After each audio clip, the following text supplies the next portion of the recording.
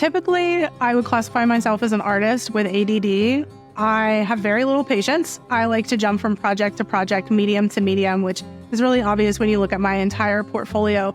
But paint carving is such a slow, deliberative process. I think it's kind of my meditative Zen state where I have to slow down, I have to think, I have to plan.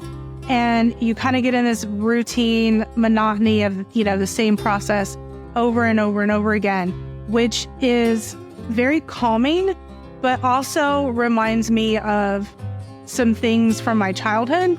My dad was a construction worker, and he would bring home scrap pieces of 2x4 to burn in the fireplace, right? I would get his razor knife off of his work truck, and I would carve into these blocks of 2x4s because I was a wood carver, and I would get in so much trouble because I was only like 7 or 8 years old. So my mom would come out, and I'm sitting in the backyard whittling away blocks of 2x4 with a razor knife, and she would freak out like I was going to cut my finger off. So the paint carving to me is kind of familiar in that way, but it was this really tactile, kinesthetic, meditative thing that I got to do, and the carving feels like that. I really enjoy how slow and deliberative the paint carving work is. Some of my other artwork is very intuitive and emotional and quick. You can't do that with paint carving. It's a really big time investment. Ideally, you are doing paint carving on a wood panel, because you're building up so many layers of paint that if you did it on a canvas, the canvas would sag and you would lose the ability to carve into the paint. It would crack and start to separate. So I start out with a wood panel, and then I layer acrylic paint one layer at a time. You need at least 35 layers to get a good carve with, another color underneath it. But I've gone all the way up to 73 layers of paint. Usually start layering 5 to 10, maybe 15 pieces at a time, depending on how big they are and how many layers they're going to be.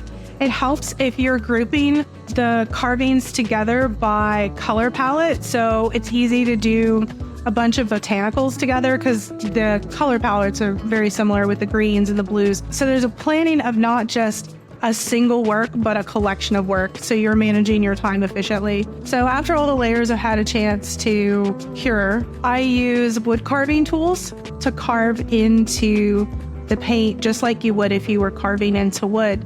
They have to be sharpened really regularly. I sharpen my carving tools probably every 10 to 15 minutes while I'm carving to keep a really, really fine edge on it.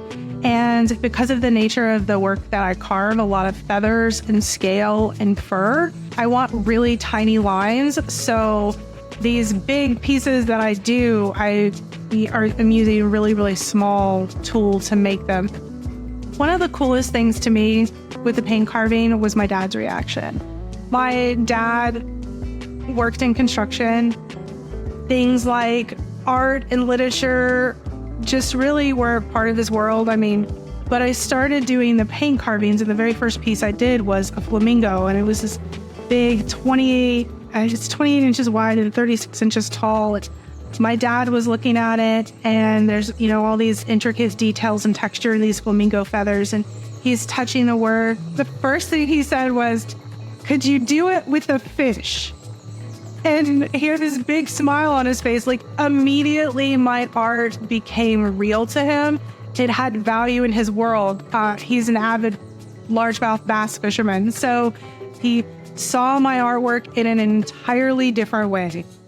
The conservation aspect of this collection of work allows me to give voice to things that we're losing in Florida. And sometimes I think the average person feels like that's bigger than they are.